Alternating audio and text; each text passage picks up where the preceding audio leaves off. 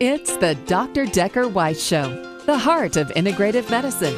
Now, here's your host. In your kitchen might be a way of skipping the doctor's office. Isn't that what we're always trying to do?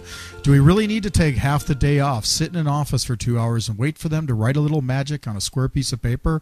Or can we get educated on what spices and what teas and what herbs and honeys are sitting in our cupboard that might just let us stay home, bundle up, and take these spices and herbs and knock out the flu? We have an expert, Dr. Cass Ingram, physician, researcher, author of over 12 books, self-test nutrition guide, life-saving cures.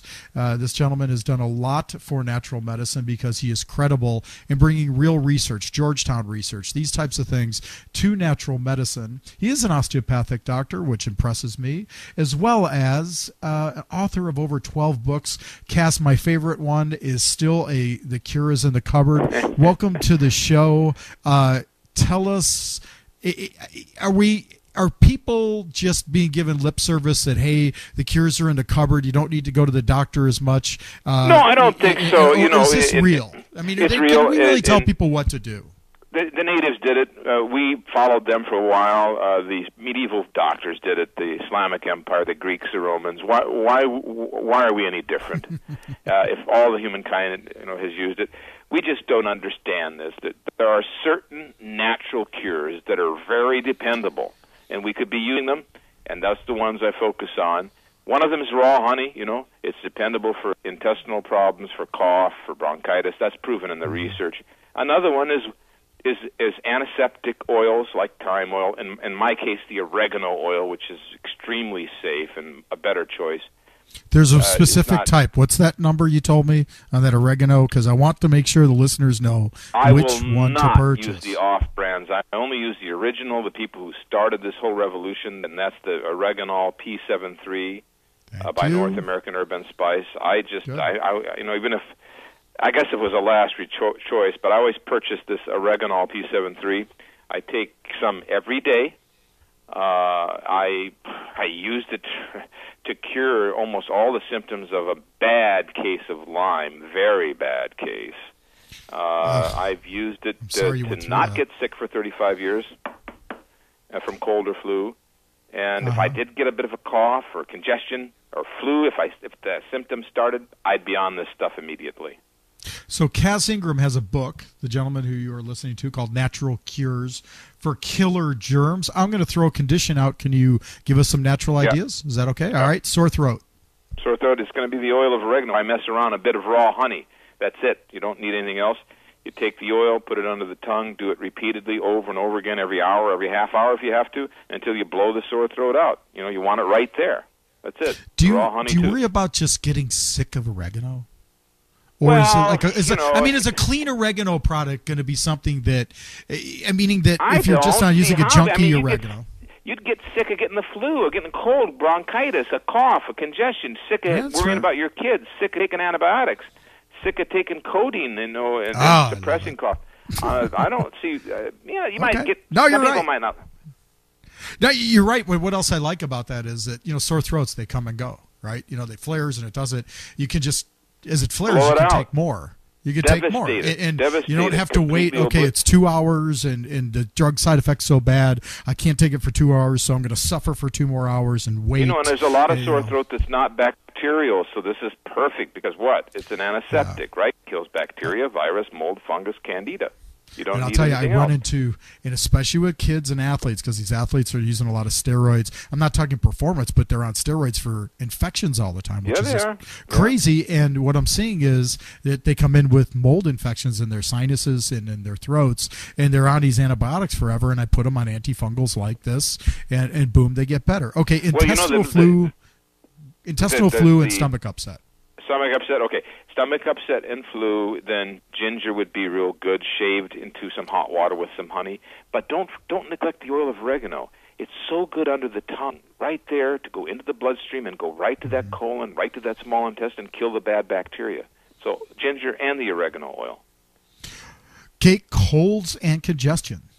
Colds and congestion, you can surely make my kill a cold chicken soup if you want, with the whole chicken and a bunch of onions and garlic chopped up fine. But I'm going to hit it with the oregano oil. I don't have time to mess around. It's the king. Now, one of the things I'll have my patients when they call me and they're stuck, I'll say, look, take just a pinch of cayenne, but it's going to hurt more at first. It's going to hurt more at first, but a pinch of cayenne, in some lemon water, put it in, gargle, understanding it's going to hurt more at first and then it's going to go, and then I just have them sip that. Is that kosher through your knowledge and what you've studied? It's good for stimulating, but what you need is something that will cook the viruses, will destroy them. And we tested quite a few oils at Georgetown University, and there was only, half a dozen that eat the virus. They eat the viral coat, destroy them. And your king is going to be the oil of oregano, a little cayenne to warm and improve the circulation. Garlic and onion did fair, but nothing was as good as the oregano oil.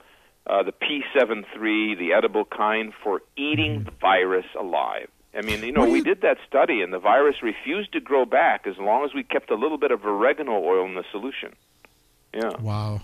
And this is not commercials for people to eat pizza every day. Well, the pizza spice, if it was a cure-all, you and I'd be out of business.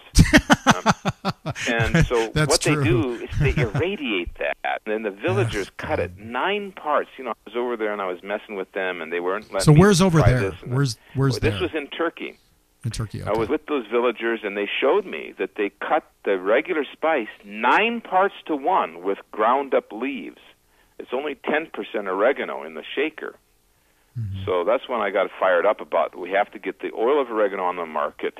I did that back then, and so the original one is the P73 with the blue and yellow label. That's what I take. Yeah, getting on my shelf. The cheap ones. And that's been one of the challenges always with natural medicine. We got these kitchen spices that can kill the cold and flu, but which ones, which types, and natural medicine's tricky. There is that's right. One of the things I tell people is no generic equivalence. You got to know what you're doing. If commercial turmeric was a cure-all, we wouldn't be taking extracts and capsules because it's in curry powder. Right. But we know that when you take a potent, supplement, it's helping with the joints. I was always amazed when I met with the old naturopaths about how they use tinctures, and they would use it in triple the volume, triple the amounts that we were getting in our books.